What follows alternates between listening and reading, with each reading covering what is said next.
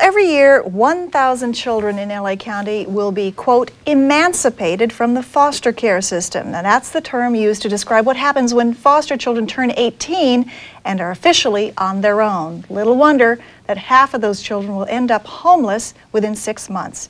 But a bill now pending in Congress addresses that problem by providing funds to help older foster children develop the skills they need to survive on their own. In tonight's Thinkers, Shakers, and Newsmakers, we meet a man who cares a lot about this. He's dedicated his life to helping abused and neglected children. Andrew Bridge is Executive Director of the Alliance for Children's Rights. He's a Harvard graduate and a Fulbright scholar who himself was a foster child. Andrew Bridge, you are Executive Director of the Alliance for Children's Rights, and you're also Chairman of the newly formed Los Angeles County Task Force looking into foster homes. They couldn't have chosen someone better because you yourself spent almost your entire childhood in foster care. Why don't you tell us how that came about?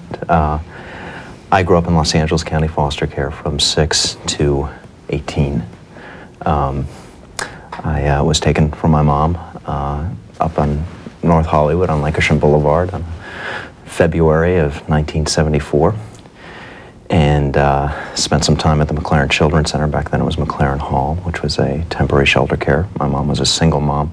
She was a 24-year-old woman with a 6-year-old boy.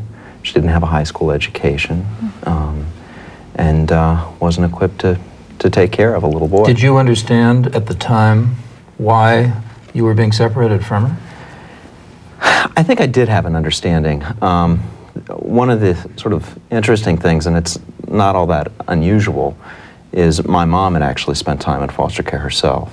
I think that poverty often follows family trees. And there were times where she sat down with me and told me that this was a possibility.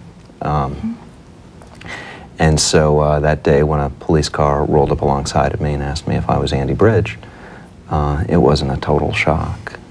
And you were how old? I was 6. Somebody must have been doing something right, because you went on from there to go to Harvard, you became a Fulbright scholar, you're now an attorney, you've done extraordinarily well in life. Did you have to overcome the foster care system in order to accomplish those things? I think that for me, the truth is that I was a terrified little boy and was probably simply too scared to fail. I think at a very young age, it became clear to me, living with my mom, what it meant to live without a safety net and how far one can fall without that and how deep that pit can be. So there was a very sort of almost avarice need to succeed, to not go back.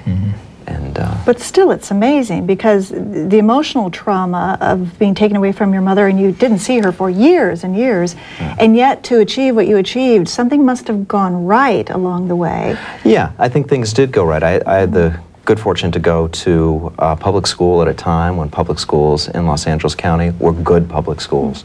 I went to El Camino Real High School, which is still a great public school. You can hear the cheering in the audience. That's right. That's right. I had a chance to develop relationships with teachers. What that meant was that I knew what was beyond the immediate horizon of my life. So, and I was lucky. What's the best thing that you can do you think, for other kids that are in foster care? Well, we do a lot of work. The Alliance for Children's Rights does a lot of work for kids in foster care. We do a lot of work to get kids out of the foster care system through adoption, get them into permanent families. Last year we finished 562 foster care adoptions in LA County. That's it's about a third of all foster care adoptions. And adoption is almost always better than foster care? Absolutely. Foster care carries with it an enormous level of uncertainty in a child's life. What happens when a child's adopted is the child becomes a child in a family, like any child in the community. And kids are very much aware of that. When you see a kid who's just been adopted, it's a little corny, but it's nice. You see them calling them mom and dad for the first time. And those are, I was talking the other day actually to someone, how incredibly important those two words are and what weight they carry for a child. I mean, I can remember my own circumstances, how heavy those two words were, and using them, and when to use them, and who to use them with, and that sort of thing.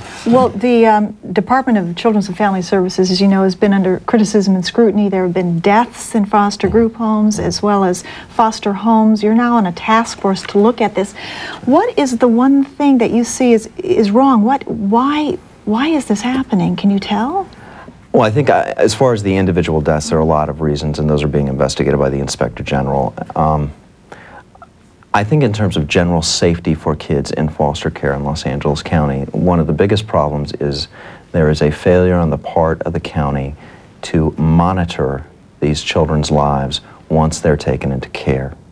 What happens is that kids are taken into care, they're placed in a bed, and then the county, which is so overwhelmed with children, there's 69,000 children, 45,000 children in the physical custody of the department. Once a child is placed into a bed, you move on to the next child, and that means that the needs of that child get completely, not completely, but often get ignored. I think that one of the key issues, for example, in foster care with children's rights is the right to live with a permanent family, the right to grow up in a stable situation, the right to have an education, the right to live in an environment that, you know, studies show that right now, or as of 2 years ago, that half the children leaving Los Angeles County foster care were homeless within 2 years. That is flat failure. Is the foster care system worse today than when you were in it? I don't know if I'd say worse. I think that there are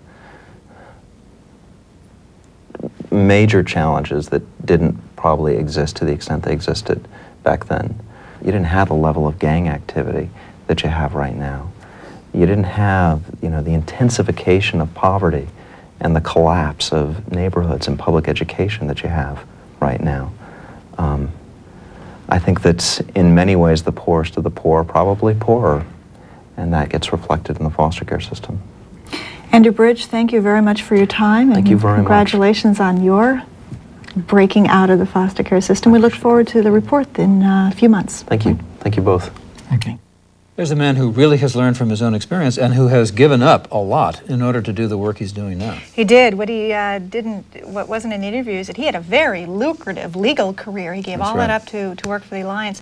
And he also did mention that the foster family that he grew up with was not perfect. It had many problems, but it gave him the stability that he needed to go to school day after day, to have a home to come home to. So he... And made him a dedicated man. Yes, very much.